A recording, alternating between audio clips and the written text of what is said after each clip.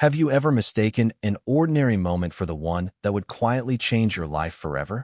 Malik Bennett would think about that question many times in the months ahead, but on that gray Monday morning, he had no reason to believe the answer was waiting beside an employee shuttle stop with rain dripping from the edge of a borrowed umbrella. The parking lot behind Hartley Medical Group stretched across nearly 3 acres of wet asphalt, reflecting office lights like scattered pieces of silver. Employees hurried toward the building with their heads down, coffee cups balanced in one hand and phones glowing in the other. Nobody paid attention to the woman standing alone near the visitor entrance. She wore a simple beige trench coat instead of an expensive suit. Her dark leather tote rested on the ground beside her, and a few loose strands of blonde hair clung to her face as the steady drizzle refused to let up. She looked more frustrated than important. Malik eased the company shuttle to the curb, the old electric cart humming softly before coming to a stop. He leaned over, rolled down the passenger window, and offered the kind of smile that belonged to someone who had learned long ago that kindness cost nothing. "First day?" he asked. The woman looked over, surprised. "Is it that obvious?" He chuckled. "Only because everyone gets lost around here their first morning. This place was designed by somebody who hated directions." To his surprise, she laughed. It wasn't loud. It wasn't polished. It sounded like a person who hadn't expected to laugh at all. "I'm looking for the executive building," she admitted. "Then congratulations," Malik replied. "You're only about 5 wrong turns away." Another smile escaped before she caught herself. "Hop in," he said, stepping out to open the small shuttle door. "Unless you're trying to break the company record for arriving soaked." She hesitated just long enough to study his face. There was no pressure behind the invitation. No hidden expectation. Just simple courtesy. She climbed aboard, carefully brushing rainwater from her sleeves. Malik grabbed an old navy jacket folded behind his driver's seat and handed it over. "You can borrow this. The heater works when it feels inspired." She looked at the worn fabric for a second. "Won't you need it?" "I've got coffee," he answered with an easy grin. "Coffee fixes almost everything before 8 in the morning." She shook her head, amused, draping the jacket over her shoulders. The shuttle rolled quietly through the campus roads lined with maple trees dripping from the rain. For a moment, neither of them spoke. The silence wasn't uncomfortable. It simply existed, carried by the soft rhythm of windshield wipers and distant thunder. Malik finally glanced over. "So, intern." She nodded without missing a beat. "Something like that." "Don't worry," he said. "Around here, nobody knows what they're doing during week 1. Some people fake confidence. The smart ones ask questions."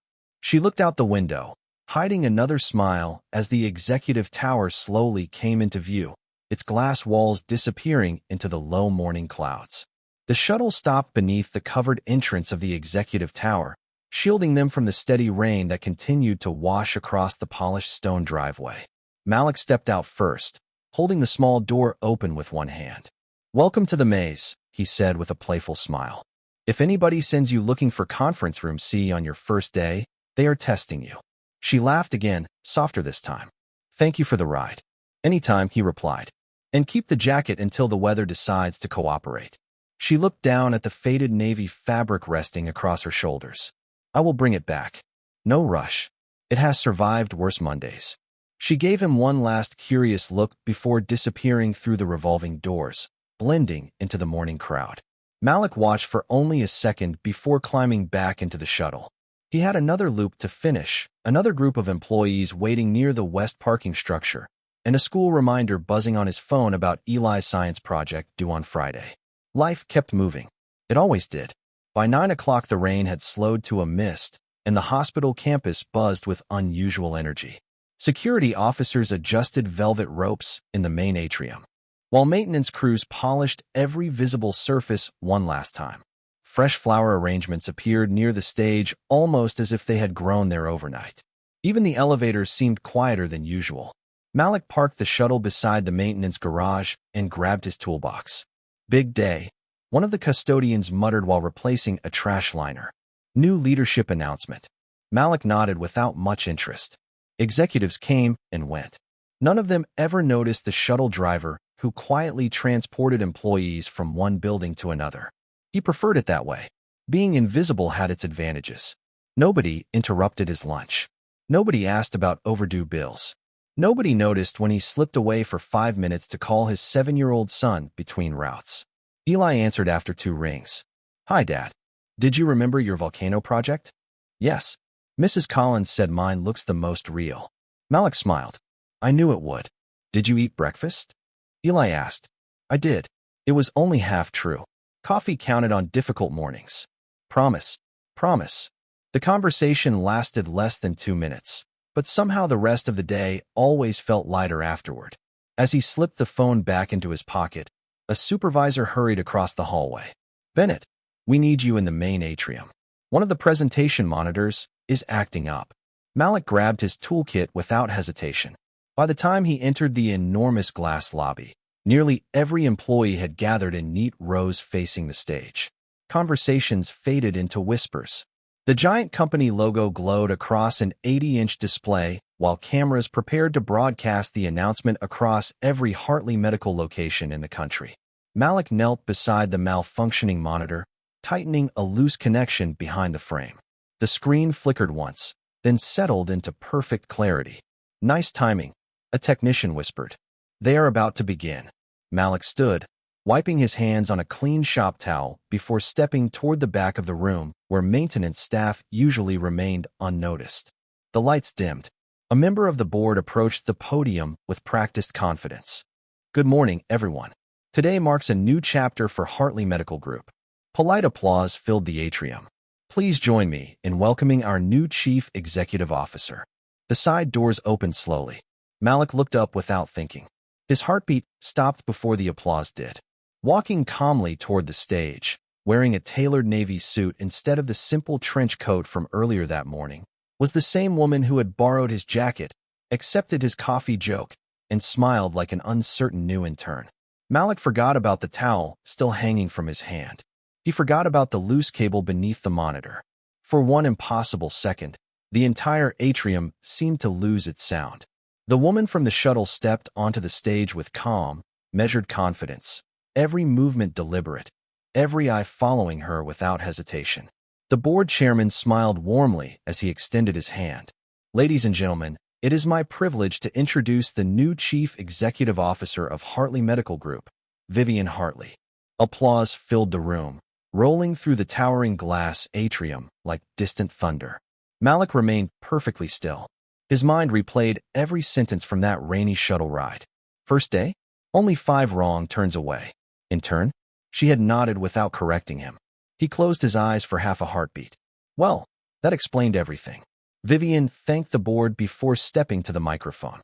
Her voice was calm, low, and remarkably familiar now that it echoed through professional speakers instead of the quiet space inside an electric shuttle. "Thank you for welcoming me. Every organization has remarkable people whose work often goes unnoticed. Over the coming weeks, I hope to meet employees from every department because leadership begins by understanding the people who make excellence possible."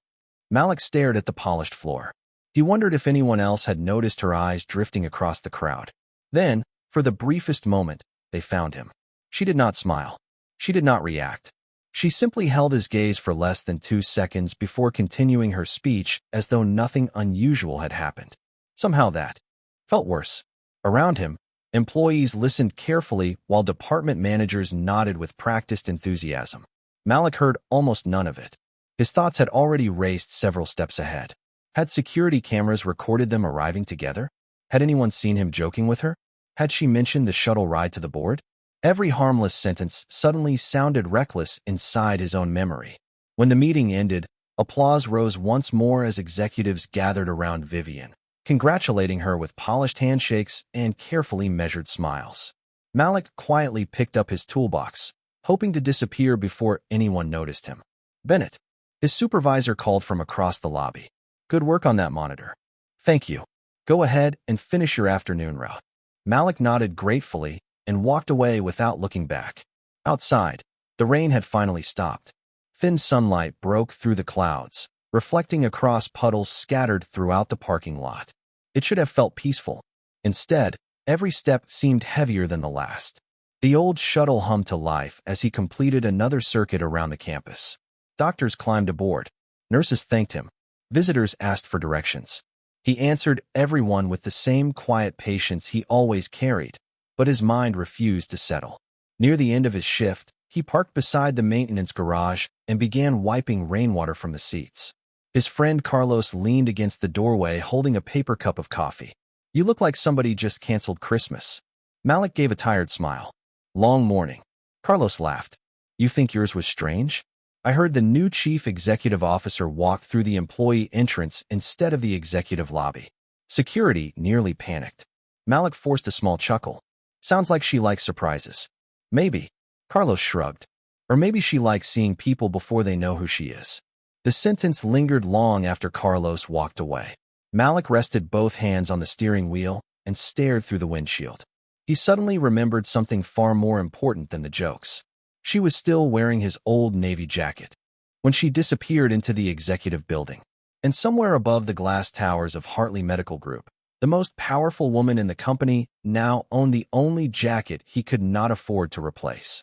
That evening, the campus slowly emptied as daylight faded behind the glass towers. Office lights blinked off one floor at a time, leaving only the quiet rhythm of overnight staff preparing for another shift.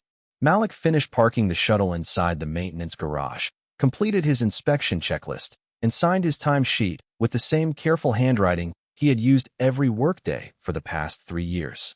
Nothing about his routine had changed. Everything about his thoughts had. On the drive home, he replayed the morning over and over, searching for a sentence he wished he could take back. He had not been disrespectful. He had not crossed a line. He had simply believed he was helping a nervous new employee feel welcome. Still, intentions rarely mattered once titles entered the conversation. His apartment sat above a neighborhood bakery where the smell of fresh bread drifted through the windows every evening. The place was small but warm, decorated more by Eli's drawings than by furniture. A cardboard solar system still hung from the living room ceiling after last month's science fair. Eli looked up from the kitchen table the moment the door opened. "Dad, you are late." Malik smiled as he placed his keys in the familiar wooden bowl by the door. "Big day at work. Did somebody break another elevator?" "Not today." Eli narrowed his eyes with playful suspicion. Then something interesting happened. Malik laughed quietly. His son always noticed more than adults expected. You could say that. While spaghetti simmered on the stove, Eli talked excitedly about school, a spelling quiz, and how his volcano project had earned a gold star from Mrs. Collins. Malik listened carefully, asking questions, smiling at the right moments, grateful for the simple comfort of ordinary conversation. Children had a remarkable way of reminding adults that not every problem needed solving before dinner. After the dishes were washed, Eli disappeared into his bedroom too. Finished reading while Malik folded laundry on the couch. Halfway through matching socks, his phone buzzed with a company email. Subject line: "Welcome reception for our new chief executive officer. Attendance encouraged for all departments. Thursday, 6 o'clock. Business casual." Malik stared at the screen for several long seconds before setting the phone face down. He was not afraid of meeting Vivian Hartley again. He was afraid of what silence might mean. If she intended to report the misunderstanding, she had already had plenty of opportunities. She had done nothing. That uncertainty somehow weighed more than immediate consequences would have. The next morning arrived clear and bright. The storm had completely disappeared, leaving cool air and blue skies stretching across the city. Malik reported to work before sunrise as always. He checked tire pressure on the shuttle, wiped fingerprints from the windows, and filled the coffee thermos he kept beside the driver's seat. Just after 7:30, a familiar black sedan rolled quietly toward the executive entrance. He noticed it only because every security officer immediately stood a little straighter. Vivian stepped out carrying a leather portfolio. She paused before entering the building, looked toward the shuttle garage across the courtyard, and for one brief moment seemed to search the morning crowd. Then she disappeared through the glass doors without saying a word. On the passenger seat of her sedan, visible only for an instant as the driver closed the door, rested a neatly folded navy jacket. The folded jacket stayed in Malik's thoughts far longer than it should have. He told himself it meant nothing. Maybe the driver had forgotten to bring it inside. Maybe she had simply been too busy to return it. Maybe executives had dozens of things to think about before 8 o'clock in the morning, and an old shuttle driver's borrowed jacket ranked somewhere near the bottom of the list. Even so, Every time the executive sedan crossed the courtyard during the next 2 days, his eyes drifted toward the passenger seat before he could stop himself. Thursday arrived with crisp autumn air and a sky so clear it seemed freshly painted. By lunchtime, conversations across Hartley Medical Group centered on the evening reception welcoming the new chief executive officer. Department managers reminded everyone to attend if possible. Human Resources sent another email with the schedule. Catering crews wheeled carts through the lobby, while maintenance staff adjusted lights and arranged tables. Malik spent most of the afternoon transporting employees between buildings, quietly watching excitement build around him without joining it. During his final shuttle route, an elderly volunteer carrying 3 heavy supply boxes waited alone outside the rehabilitation center.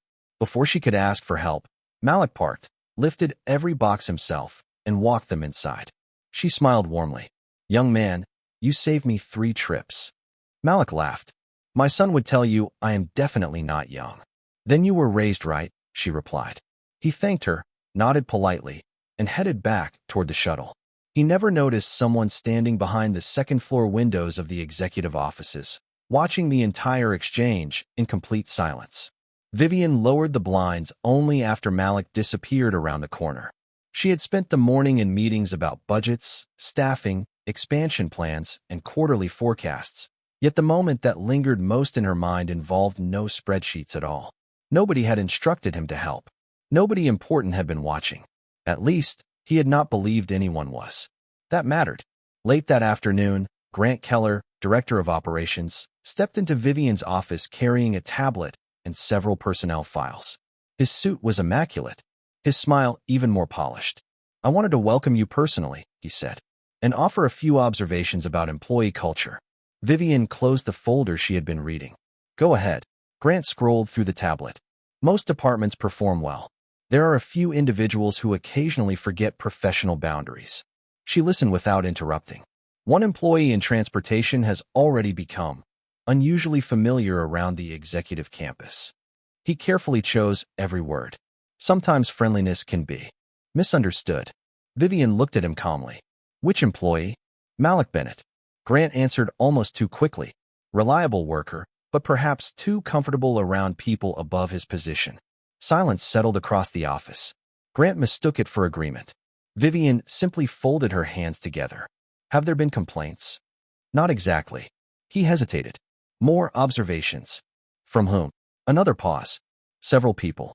Vivian studied him for another moment before speaking. "Thank you, Mr. Keller.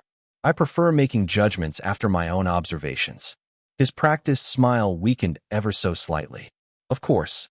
After he left, Vivian stood beside the window overlooking the courtyard below. Far across the campus, she spotted the familiar white shuttle pulling away from the rehabilitation center exactly on schedule. She remembered the rainy morning, the borrowed jacket, the terrible coffee joke, and the easy kindness that had asked for absolutely nothing in return. Then she quietly opened the personnel system, typed Malik Bennett into the search bar, and began reading every line of his employee file. The employee file contained nothing extraordinary, and somehow that made it extraordinary. 3 years with Hartley Medical Group. Perfect attendance except for 2 days when his son had been hospitalized with pneumonia. No disciplinary actions. No formal complaints. Multiple handwritten notes from supervisors describing him with the same words. Dependable. Respectful. Calm under pressure. Vivian leaned back in her chair and read the comments a second time. Companies measured productivity in numbers, but character rarely appeared on spreadsheets. Yet somehow, it had found its way into Malik Bennett's file. She noticed one final attachment added by Human Resources nearly a year earlier. Employee recognition. A visitor had misplaced an envelope containing nearly $2,000 intended for a medical charity. Malik had found it beneath a shuttle seat, turned it in immediately, and quietly returned to work before anyone could thank him. He had declined the reward gift card offered by administration. Reason given. "Someone else probably needs it more than I do." Vivian closed the file slowly. Across the hallway, Grant Keller watched through the partially open office door before stepping away without being seen. He had expected the transportation employee's record to reveal something useful. Instead, every page seemed to strengthen Vivian's opinion. That irritated him more than he cared to admit. Later that afternoon, The welcome reception filled the hospital atrium with quiet conversation, soft piano music, and the clinking of coffee cups instead of formal speeches. Doctors mingled with nurses. Receptionists spoke comfortably with laboratory technicians. Vivian had requested that name tags display first names only. Titles could wait for Monday. She wanted to observe people when they stopped performing their positions. Malik almost skipped the event altogether. Crowded gatherings had never been his favorite place, but his supervisor encouraged every department to attend. So he arrived wearing the only Navy sport coat he owned, one Eli insisted made him look like a television detective. He smiled at the memory while straightening the sleeves before entering the lobby. The reception had barely begun when someone lightly tapped his shoulder. He turned around. Standing there was Vivian, holding the familiar folded jacket neatly across both hands. "I believe this belongs to you," she said. For a brief moment, neither of them spoke. The surrounding conversations faded into little more than background noise. Malik accepted the jacket carefully, almost embarrassed by how worn it suddenly looked beneath the elegant lights. "Thank you," he said quietly. "I kept expecting security to deliver it." A faint smile touched her face. "I thought it deserved a proper return." He nodded once. "I also owe you an apology." Vivian tilted her head slightly, but said nothing. "I made an assumption that morning," Malik continued. "I thought you were just starting your career here. I joked more than I probably should have. I hope I did not make your first day any more complicated." She studied him for several long seconds before answering. "Did you speak to me differently because you believed I was an intern?" Malik looked genuinely confused. "No. Would you have offered the jacket if you had known who I was?" "Of course." "Would you have changed anything you said?" He thought carefully before answering. "Maybe one thing." "What is that?" "I probably would have made a better coffee joke." Vivian laughed before she could stop herself. It was small, genuine, and completely unplanned. Several nearby executives glanced over in surprise. Grant Keller noticed it too. His smile disappeared. Vivian looked back at Malik, her expression softer now than it had been at any point since stepping onto the stage as Chief Executive Officer. "Mr. Bennett," she said gently, "I think your first impression of me may have been far more accurate than everyone else's." The laughter lasted only a moment, but it traveled farther than either of them realized. Conversations resumed around the reception, yet more than one pair of eyes quietly followed Malik as he stepped back with his jacket folded over one arm. He offered Vivian a polite nod before excusing himself, choosing not to linger beside the chief executive officer any longer than necessary. That simple decision did not go unnoticed. Vivian watched him disappear into the crowd, surprised by how naturally he seemed to avoid attention instead of chasing it. Most people treated proximity to power like an opportunity. Malik treated it like a doorway he should quietly step away from. Across the room, Grant Keller noticed exactly the same thing, although he reached a very different conclusion. Before the evening ended, he pulled Malik aside near the refreshment table. His smile looked friendly. His voice did not. "Quite the conversation with our new chief executive officer." Malik answered calmly. "She was returning something that belongs to me." "That is not how it looked." Grant folded his arms. "People notice these things. Executives especially." Malik remained silent. Grant stepped a little closer. "A piece of advice. Stay in your lane. Transportation employees are remembered for punctuality, not personal conversations with the executive office." Malik met his eyes without changing his expression. "I appreciate the advice." "Do you?" Grant asked. "Because I would hate for someone to misunderstand your intentions." For a second, the room seemed unusually quiet. Malik could have defended himself. He could have explained the rainy morning, the borrowed jacket, or the misunderstanding that started everything. Instead, he simply smiled with quiet respect. "Mr. Keller," he said gently, "I come here to earn a paycheck, not attention. If someone misunderstands kindness, I cannot fix that by becoming less kind." Grant blinked, clearly expecting something very different. "You should be careful," he muttered. "I try to be," Malik replied, "especially because my son is always watching the kind of man I become." He gave a polite nod and walked away before Grant found another argument. From the balcony above the atrium, Vivian had stepped outside the reception for a brief phone call with the board chairman. As she returned through the open doors, she caught only the final sentence drifting upward through the quiet music. "My son is always watching the kind of man I become." She stopped without meaning to. Grant walked away in the opposite direction wearing a tight expression she had already begun to recognize. Malik continued toward the exit, unaware that anyone had overheard him. He paused only once to thank a catering employee for refilling the coffee station before placing a used cup into the recycling bin himself. No audience. No performance. Just habit. Vivian stood motionless for another few seconds. She had spent years surrounded by brilliant executives who could negotiate billion-dollar contracts without blinking. Yet one simple sentence from a shuttle driver carried more weight than most board meetings she had attended. As Malik stepped into the cool evening air beneath a sky filled with quiet stars, Vivian found herself asking a question she had not expected. What kind of father quietly measured every decision by the eyes of a 7-year-old boy? And why did that answer seem far more important than any title printed on an office door? Monday morning arrived with the quiet confidence of routine. The shuttle completed its first loop at exactly 7:15. Nurses climbed aboard carrying travel mugs. A young resident nearly missed the stop and thanked Malik for waiting the extra few seconds. He smiled, wished everyone a good morning, and kept driving as though nothing had changed. Yet something had. Just after 8 o'clock, his supervisor approached holding a clipboard. Bennett, the executive office requested transportation support for a site inspection across the North Campus. You are available, right? Malik nodded without hesitation. Yes, sir. 5 minutes later, the familiar black sedan remained parked beneath the executive entrance. Instead of stepping into it, Vivian walked directly toward the shuttle with a slim notebook tucked beneath one arm. Several executives exchanged puzzled looks, but said nothing. She climbed aboard and chose the seat directly behind the driver rather than the reserved front row. Good morning, she said. Malik glanced at the mirror for only a second. Good morning, ma'am. Please, she replied gently. Vivian is fine when we are riding a shuttle. He hesitated, then gave a respectful nod. All right, Vivian. The vehicle rolled forward through tree-lined roads glowing with early autumn color. For several minutes they said nothing. The silence felt familiar rather than awkward, almost identical to the rainy morning when neither of them knew how unusual the day would become.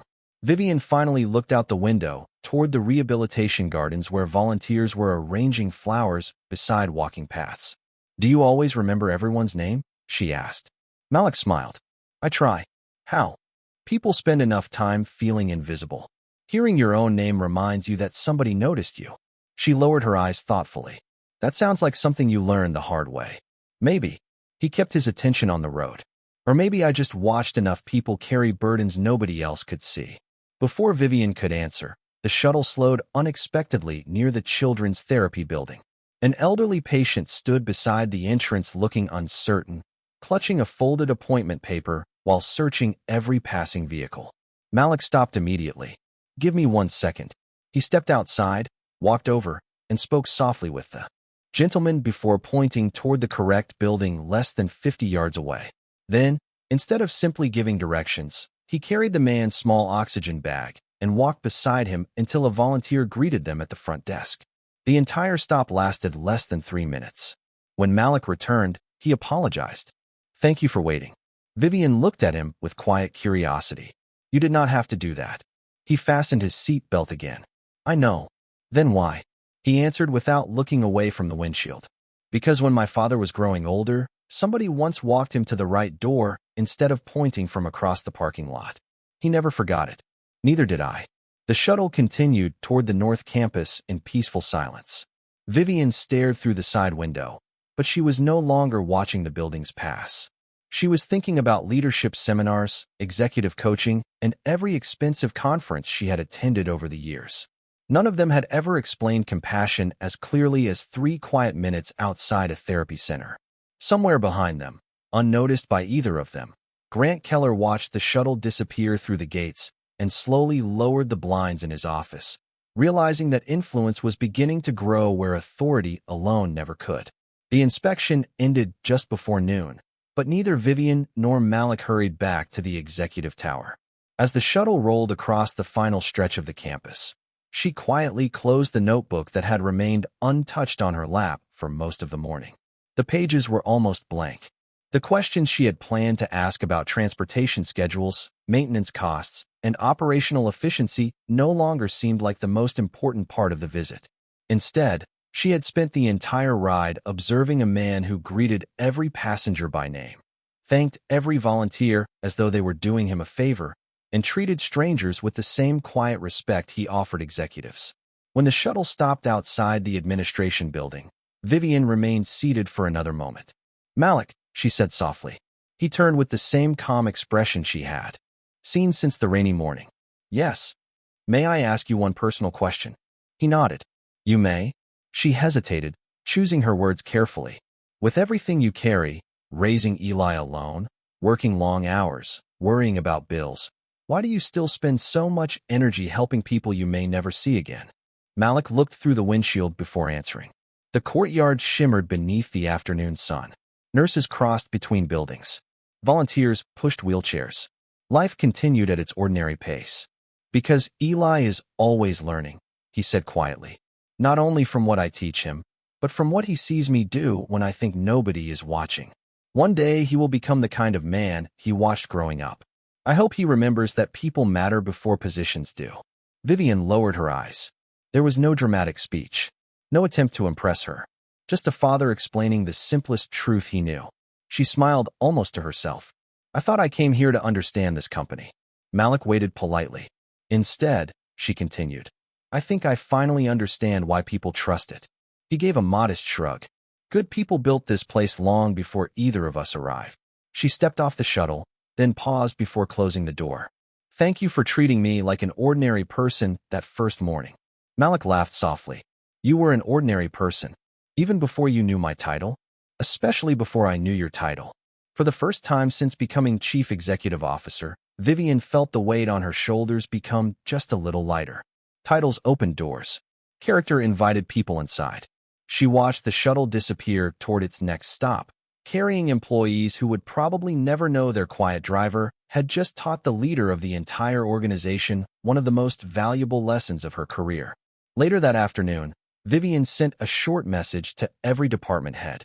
It contained no new policy, no financial target, and no corporate slogan. It simply read, "Leadership begins with seeing people before their positions." When Malik arrived home that evening, Eli ran to the door, holding a spelling test marked with a bright red. 100%. Malik smiled, lifted his son into a quick hug, and congratulated him as though nothing extraordinary had happened that day. In many ways, nothing had. He had simply chosen kindness again. And sometimes the quietest choices became the ones that changed another person's heart forever.